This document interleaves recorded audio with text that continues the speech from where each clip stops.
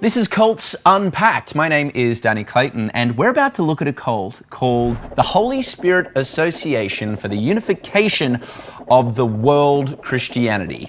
That's a bit wordy, but they also go by the name the Moonies. Established in the 50s, this cult is renowned for their mass weddings. In 2009, they had 20,000 people unified at once. To break that down a little bit more, we have Joe Thornley, author and cult specialist. Joe, this is a pretty interesting cult based around those mass weddings.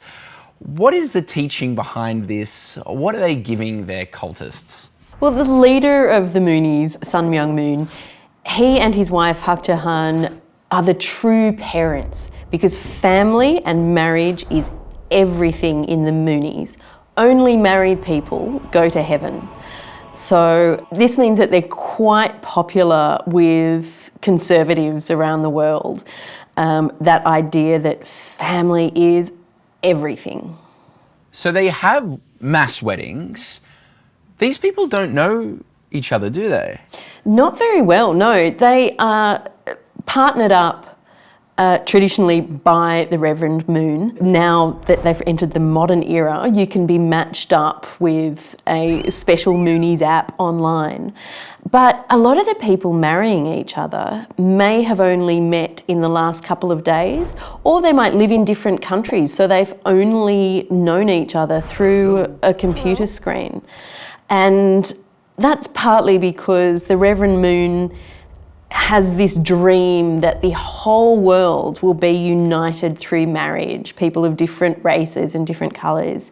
And that makes him sound a lot more progressive than he is.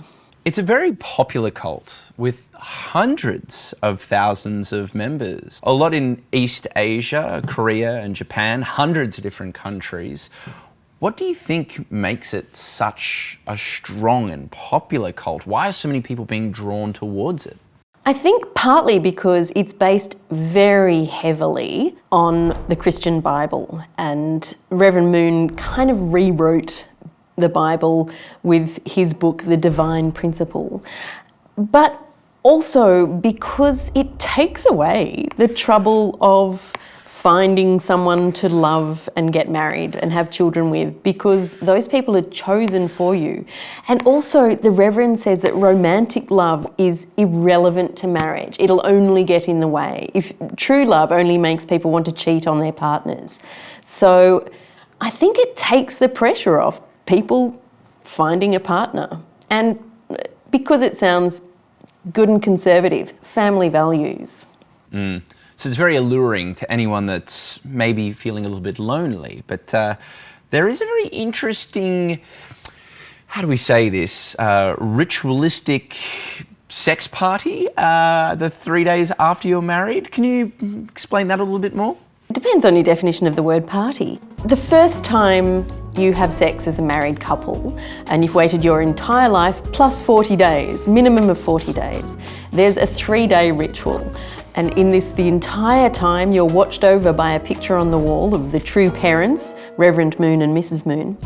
And there's a lot of bowing, a lot of praying, and a lot of really specific instructions, including first 2 days, woman on top, third day, man on top.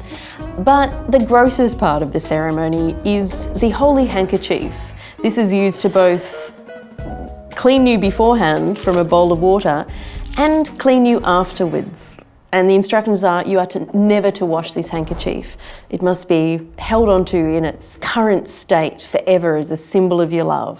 Because I know nothing else gets me in the mood besides a picture of an old man watching me from the wall and a dirty handkerchief. So when we do look at the Moonies, why do people join the cults? What have they been promised and what did they get?